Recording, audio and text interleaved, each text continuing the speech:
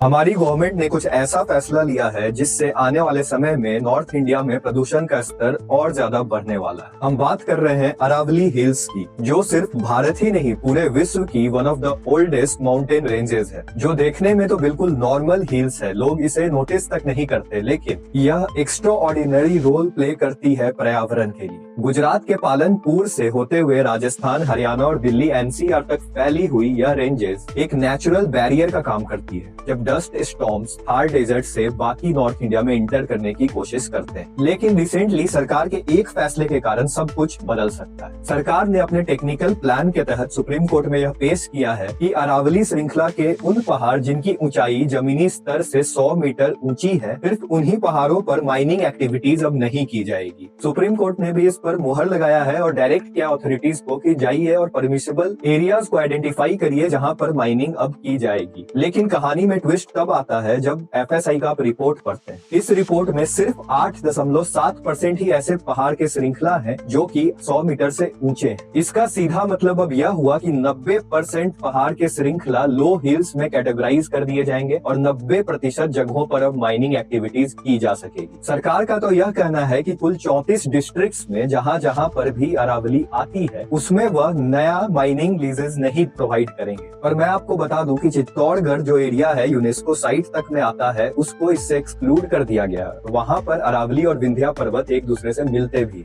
Already बहुत सारे reports बताते हैं कि जहाँ जहाँ पर माइनिंग होती है वहाँ पर लंग डिजीजेज जैसे कि अस्थमा और सिलोकोसिस जैसी बीमारियां लोगों को होती है, स्किन पर रैसेज हो जाते हैं। अरावली पर्वत सिर्फ हमें डेजर्टिफिकेशन से ही नहीं बचाता है, यह हमें पानी का रिजर्वॉयर्स भी प्रदान करता है, जैसे कि बहुत सारी नदियां वाटर शेड फॉर्म करती हैं और साबरमती, लूनी, चंबल जैसी नदियों के आसपास यह ग्राउंड वाटर भी प्रोवाइड करता है। अरावली बायोडायवर्सिटी के लिए भी बहुत इंपॉर्टेंट है, सरिस्का टाइगर रिजर्व हो या फिर कोई और। पीएम मोदी ने वर्ल्ड इन्वायरमेंट डे पर अरावली ग्रीन वॉल प्रोजेक्ट की शुरुआत की थी। एक पेड़ माँ के नाम 700 किलोमीटर का यह स्ट्रेच दिल्ली से गुजरात तक बनाने की बात कही गई। पर अब अचानक अरावली को लेकर 100 मीटर का जो नया रूल है सरकार का, इससे सब कुछ बदल जाएगा। सरकार तो कह रही है कि ये यूनिफॉर्म प्लान ला रही है जिसके तहत डिमार्केट किया जाएगा, मैपिंग किया जाएगा हिल्स का, जिससे माइनिंग रेस्ट्रिक्ट होगी। लेकिन जब 90% एरिया ही अरावली की माइनिंग के लिए अवेलेबल हो जाएगी तो आगे मंजर बहुत बुरा होगा। पर्यावरण को ध्यान में रखते हुए आप लोगों की क्या राय है मुझे कमेंट सेक्शन में जरूर बताएं और यह वीडियो अच्छा लगा तो इसे शेयर कीजिएगा।